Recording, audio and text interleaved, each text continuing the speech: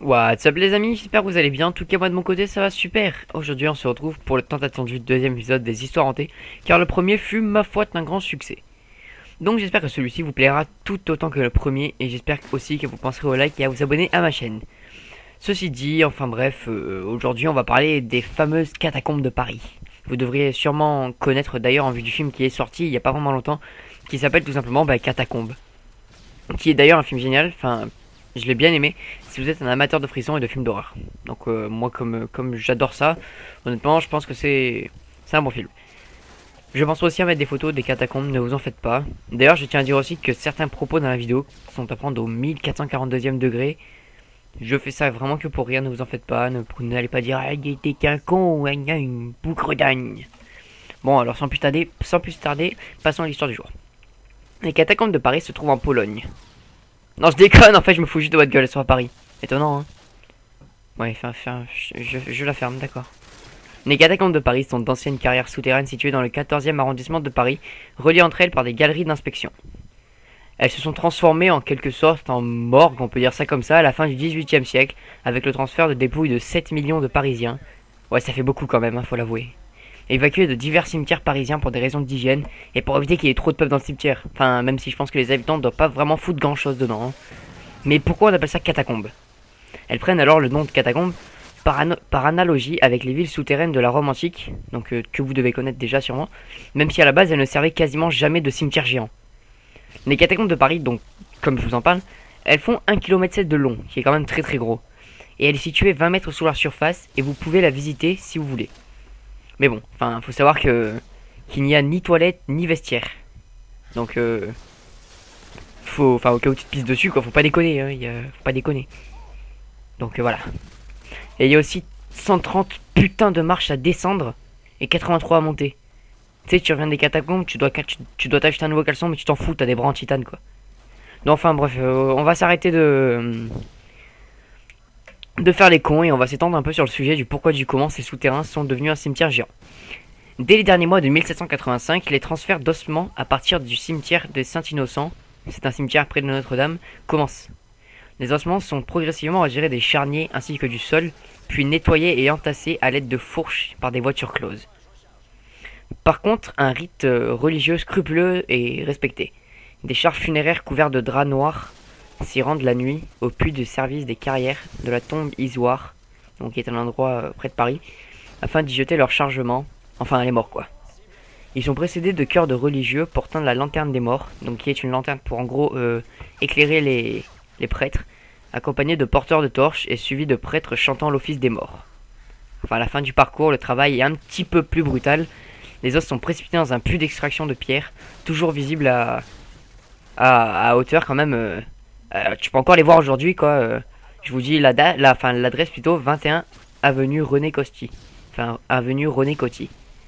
C'est un peu strict quand même leur bordel, hein. Donc passons. Le 7 avril 1786, les catacombes sont bénies et consacrées par des abbés nommés Mautré, Maillet et Asseline, ministres de la religion. Donc quand même, il faut savoir aussi que c'est quand même un gros truc. En présence d'architectes et de l'inspecteur général des carrières de Paris.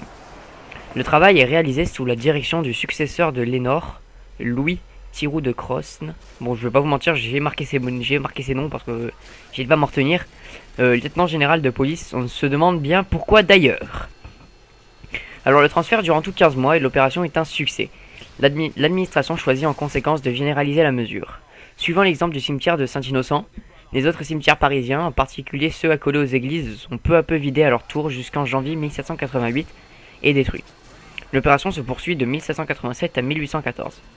Donc on va sûrement pas nous cacher qu'il y a énormément de morts là-bas.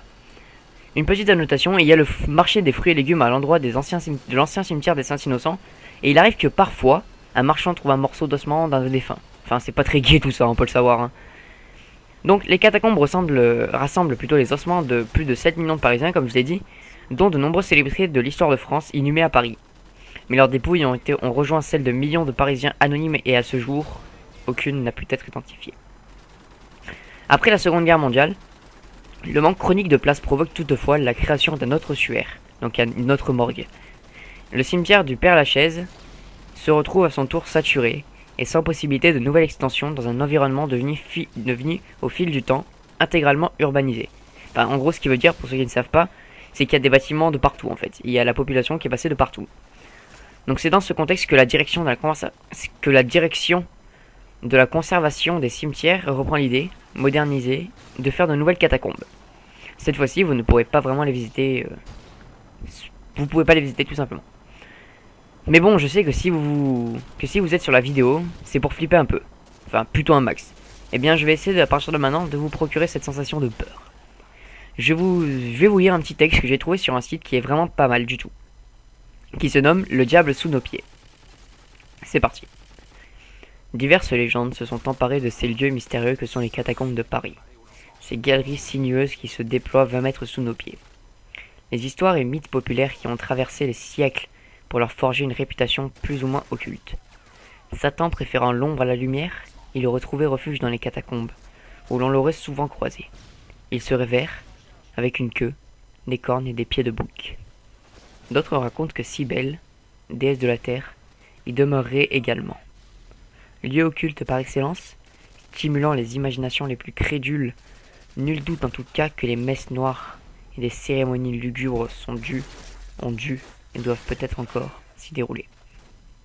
Donc d'après le texte que je viens de vous lire, certains témoins disent avoir vu le diable. Donc il serait vert, donc un peu bizarre. Mais à partir de ce moment-là, avec une queue, des pieds en forme de bouc et des cornes, enfin le diable par excellence.